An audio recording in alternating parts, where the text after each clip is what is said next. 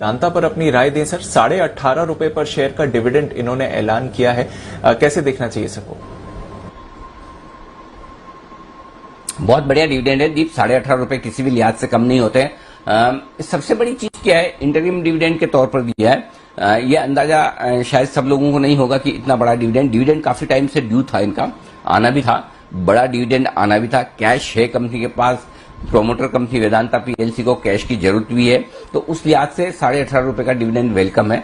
पहली चीज तो मैं ये बता दूं कि जिस दिन स्टॉक किसी भी प्राइस पर बंद हुआ हो, फॉर एग्जांपल वेदांता कल 298 रुपए पर बंद हुआ है, अगर उसके बाद किसी डिविडेंड का जो ऐलान होता है वो अगर उसकी क्लोजिंग प्राइस से 5% से ज्यादा है तो उसे स्पेशल डिविडेंड माना जाता है। यानी कि अगर 15 रुपए से ज्यादा कोई भी डिविडेंड अगर वेदांता आज देता तो उसे स्पेशल डिविडेंड माना जाता है। दिया कितना है? 18.5। मैं इसलिए बता रहा हूं कि काफी लोग मुझे क्वेरी करके पूछ रहे हैं कि एफएनओ फ्यूचर में, जो फ्यूचर्स में जिन लोगों ने ट्रेड लिए उनका क्या होगा, क्या नहीं होगा, उनका डिविडेंड एडजस्टमेंट कैसे होगा, वो समझ लीजिए। तो 5% से ज्यादा स्पेशल डिविडेंड है। स्पेशल डिविडेंड के केस में क्या होता है? स्पेशल डिविडेंड के केस में प्राइस का बेनिफिट फ्यूचर्स को भी मिलता है। प्राइस का बेनिफिट दो तरह से बेनिफिट होता है, एक पैसा और दूसरा प्राइस का बेनिफिट। पैसा उनको मिलेगा जिनके डीमैट अकाउंट में डिलीवरी वाले शेयर हैं, और वो है रिकॉर्ड डेट 9 सितंबर। अगर आपको 18.5 का डिविडेंड चाहिए, आप वेदांता का शेयर लेकर 9 सितंबर को अपने अकाउंट में रखिए। 10 के बाद बाहर निकल जाएगा तो कोई दिक्कत नहीं। 9 सितंबर के जिनके डीमैट अकाउंट में वेदांता का शेयर है उनको 18.5 डिविडेंड मिल जाएगा। ये तो उनको पैसे का बेनिफिट हो गया, क्योंकि उन्होंने शेयर खरीदा, डिलीवरी खरीदी, अपने पास रखिए, डिविडेंड मिलेगा। तो अब फ्यूचर्स वालों को क्या बेनिफिट, वो बताता हूं।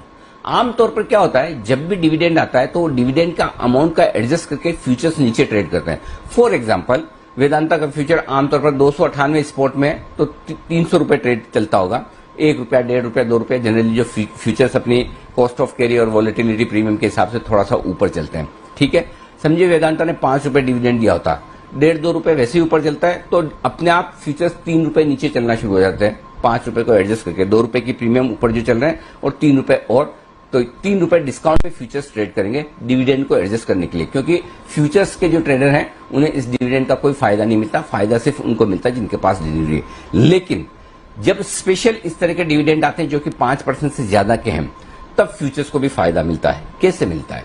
9 सितंबर को जब रिकॉर्ड डेट है और जब एक्स डिविडेंड होकर ये स्टॉक ट्रेड करना शुरू करेगा, तो जिस दिन डिविडेंड आ गया, एक्स डिविडेंड हो गया, एक्स डिविडेंड ट्रेडिंग जिस दिन हुई वो रिकॉर्ड डेट से 1-2 दिन पहले होगी, शायद 7 सितंबर के या 6 सितंबर के आसपास होनी चाहिए, जो भी डेट है ऐलान किया जाएगा। उस दिन के बाद सीधा 18.5 रुपए कैश में कम हो जाएगा स्टॉक। फॉर एग्जाम्पल आपका स्टॉक रह जाएगा 280 रुपए के आसपास। सेम फ्यूचर्स में भी उतना कम हो जाएगा, लेकिन फ्यूचर्स में जितना कम होगा 18.5 रुपए का डिविडेंड उतनी आपको अलग से क्रेडिट मिल जाएगी। तो आपको प्राइस लॉस नहीं होगा। इसका मतलब ये नहीं कि आपको डिविडेंड मिलेगा, लेकिन डिविडेंड की वजह से जो भाव कम होगा एक्स डिविडेंड होने की वजह से, उस भाव का नुकसान फ्यूचर्स वालों को नहीं उठाना पड़ेगा। इसको अच्छे से समझ लीजिए। नहीं समझ में आया तो ये वीडियो एक बार फिर से देखिए, मेरी टीम पोस्ट कर देगी आपको, ट्विटर पे भी, सोशल मीडिया पे, सब जगह फिर से देख लीजिएगा। सिंपल चीज ये कि जो डिलीवरी लेकर रखेगा उसको फायदा होगा, पैसा आएगा, डिविडेंड आएगा। जो फ्यूचर्स में ट्रेड करेगा और 5% से ज्यादा डिविडेंड है तो उनको एक्स डिविडेंड होने के बाद जो प्राइस गिरती है डिविडेंड की वजह से 18.5 रुपए की डिविडेंड, वो 18.5 रुपए की क्रेडिट आपके पास आ जाएगी, तो आपको नुकसान नहीं होगा। ये चीज अच्छे से समझ लीजिए। ये तो बात हुई डिविडेंड के एडजस्टमेंट की। अब दीप स्टॉक पर क्या होगा? 240 रुपए के आसपास हाई बनाकर स्टॉक 340 रुपए के आसपास हाई बनाकर 260 रुपए तक करेक्ट हुआ 2 हफ्ते पहले। तब अचानक से क्यों फॉल आया? सारे कमोडिटीज स्टॉक्स भी गिरे उस समय। तो एक दिन टाटा स्टील भी आपको पता है 10% गिरा था। वेदांता थोड़ा सा ज्यादा गिरा। हो सकता है लोगों को उस समय अंदाज ये था कि कुछ बड़ा डेवलपमेंट होने वाला है या डिविडेंड की तब उम्मीद रही होगी, नहीं आया। और मैं इसलिए बार बार कहता हूं, हिंदुस्तान जिंक में भी उन्होंने डिविडेंड की बोर्ड बैठक टाली। डिविडेंड के लिए बोर्ड बैठक टालना या डिविडेंड टालना इसका मतलब नहीं कि बैलेंस शीट में से कैश निकल गया। ये ठीक उसी तरह से जैसा बीपी सेल का भी था। मार्च में डिविडेंड नहीं आया, लेकिन आज आपके पास 58 रुपए का डिविडेंड आ रहा है, तो डिविडेंड टाल सकते हैं। और टालने का मतलब ये नहीं कि कैश आपका खत्म हो गया। सिमिलरली जिन लोगों ने 340 रुपए में भी वेदांता खरीद के रखा है, मैंने तब भी बोला कि बिल्कुल डरिए घबराइए मत, आपको फिर से मौका मिलेगा जिन लोगों ने 300 में खरीदा है उनके लिए भी मौका है। तो हो सकता है आज 10-15 रुपए की तेजी बने, हो सकता है थोड़ी डिविडेंड के ऐलान के बाद प्रॉफिट बुकिंग आ जाए, क्योंकि पहले के फंसे हुए ट्रेडर्स हो सकता है थोड़ी प्रॉफिट बुकिंग भी करे। लॉन्ग टर्म बढ़िया है, आपको कोई चिंता करने की जरूरत नहीं। 320 का जो टारगेट था वो आ ही चुका है। नेक्स्ट टारगेट 375-400 का है।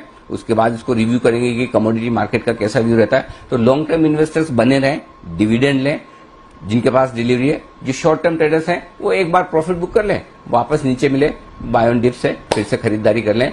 कमोडिटी बाजार के मेटल्स के मूड माहौल को देख के एक बार चाहे तो प्रॉफिट बुक करें, वापस नीचे में एंट्री कर सकते हैं। ये ट्रेडर्स के लिए, इन्वेस्टर्स बने रहें। जी खरीदारी करने की राय और खरीदारी करनी है वेदांता में। ये वो स्टॉक है जिसपे आज तक हमेशा हमारे टारगेट्स आगे पीछे कभी न कभी हमेशा आते हुए दिखे, एक भी बार निराश नहीं किया। और आज ये स्टॉक बहुत बड़े एक और ब्रेकआउट के लिए तैयार होता दिख रहा है। 320 का हमारा जो टारगेट था 320-25 का वो हासिल हुआ, लेकिन आज जो क्लोजिंग मिल रही है, और ये वीकली क्लोजिंग है, ये ध्यान में रखें, 330 के ऊपर वीकली क्लोजिंग के लिए वेदांता जो तैयार होता दिख रहा है। ये और अच्छी मजबूती और अच्छी खरीदारी के साथ आगे बढ़ने की तैयारी में आप क्या कर सकते हैं। 330 रुपए का एक कॉल ऑप्शन खरीदिए वेदांता का, 9 रुपए के आसपास मिल रहा है, 9 से 10 रुपए की रेंज में होगा, शायद अभी थोड़ा बढ़ा हो तो अलग बात है।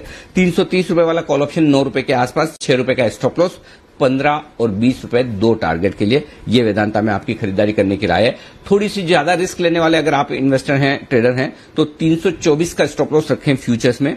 ऊपर में 336 और 342 के टारगेट आपके लिए मंडे ट्यूसडे के लिए आज से 1-2 दिनों के लिए आज से।